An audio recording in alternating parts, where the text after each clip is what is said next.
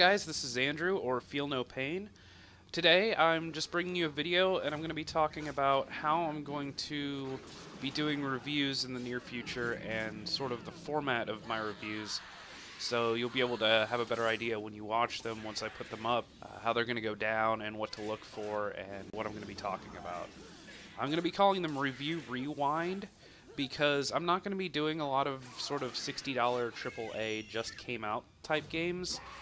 It's easy to find reviews for those just anywhere on the internet. You can look on gaming sites, you can look on even magazine sites that have gaming material, you can look on other YouTubers' channels. There's plenty of that out there.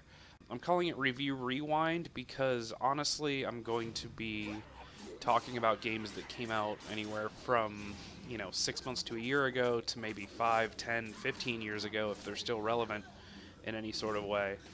And I think that's kind of interesting because a lot of those games you can get for $2 or $4 on Steam or GOG.com or a variety of other places, and I think it makes it a little more interesting when you're not thinking about a $60 game.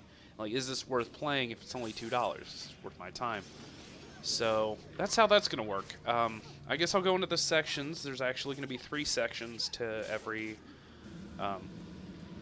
review. Section 1 is going to be sort of the general review, the minimum requirements for the game. Minimum requirements, which is just going to be like PC specs, what you have to have, and then I'll go through the recommended. And for instance, you're watching, this is Neverwinter. It's actually an MMO. It's a free-to-play MMO. The minimum's like a 2.0 gigahertz dual-core. Video card's not really intensive. GeForce 6800 is all it requires. But that kind of thing, just sort of basic specs. I won't spend a lot of time on it. Also, this is also where I'll talk about like the optimization of the game, and if that's something that's applicable. Obviously, there's some games that'll run on just about anything, but the optimization, as in most high-end computers should be able to run most things at 60 frames per second, and if it's a game that maybe doesn't even have high requirements, but it has weird frame drops and stuff like that, then that's a problem. That can definitely be a huge problem, and more in-depth stuff can be found a million different places with longer reviews, but just an idea of whether it's exceptional, average, or terrible is generally enough. And then I'll give a general opinion, just sort of an overview of how I thought the game was in general, and this is completely neglecting the time factor, the cost factor. This is just a basic overview of the game completely. Section 2 is going to be cost versus value, which is basically how much you pay for it versus how much you get out of it. And I know everybody gets something different out of games, but this is going to be basic things that most people can agree on getting out of it. For instance, the game you're seeing is One Finger Death Punch. Great game. I put almost 6 hours into it, and it only cost me $4.99 on Steam.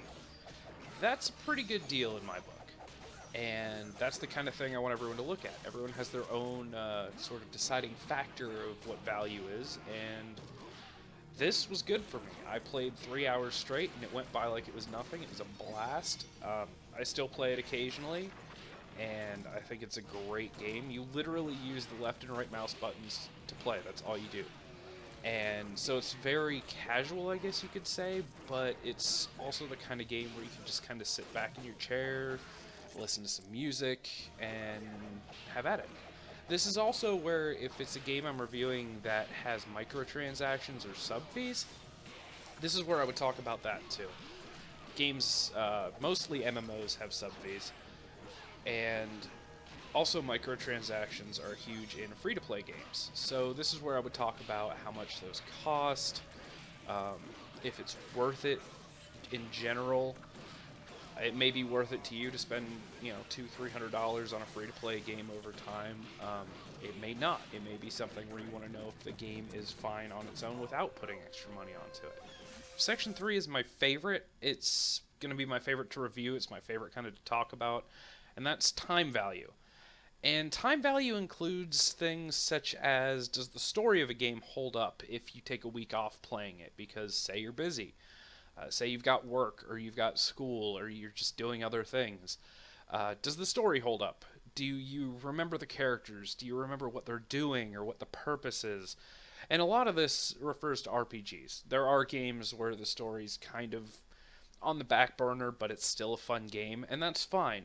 But for games that this applies to, there are games that do it better than others. There are games that really make you remember the characters and who you're playing and what you're doing, and then there's games where after a week off you come back in and you've just sort of forgotten who you are and what your purpose is, and that can be frustrating. That can kind of take you straight out of a game.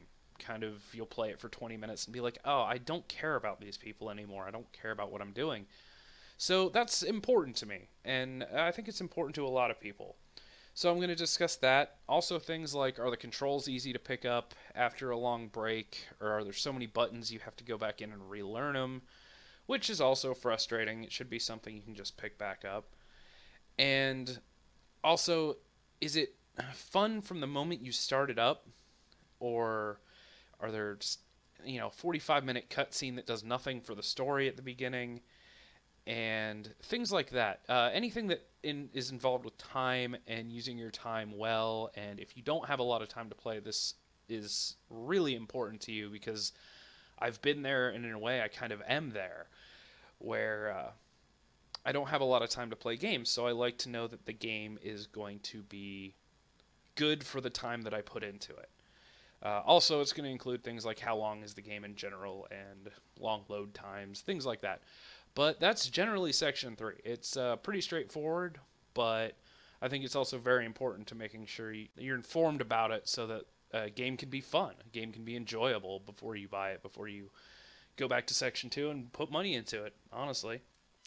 Well, guys, that's the end of my video. That's the end of my kind of breakdown of how my reviews are going to go.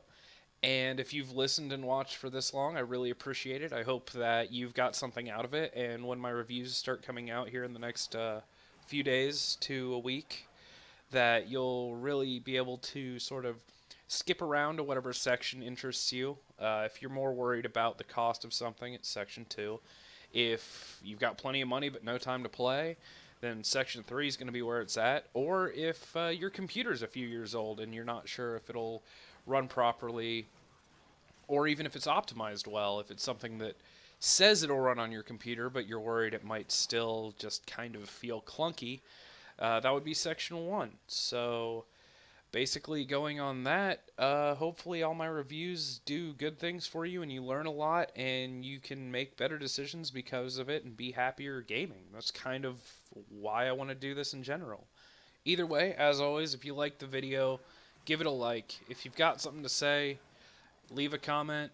If you think you're going to really be into these reviews and there's something you want to learn out of them, definitely subscribe so you can know exactly when I put new ones up. It should be 2 or 3 times a week. That's what I'm going to aim for. I do have a full-time job, so it's going to take a lot of time, and hopefully I can get a set schedule going soon. But I will see you guys all in the next video, and I appreciate your time. See you later.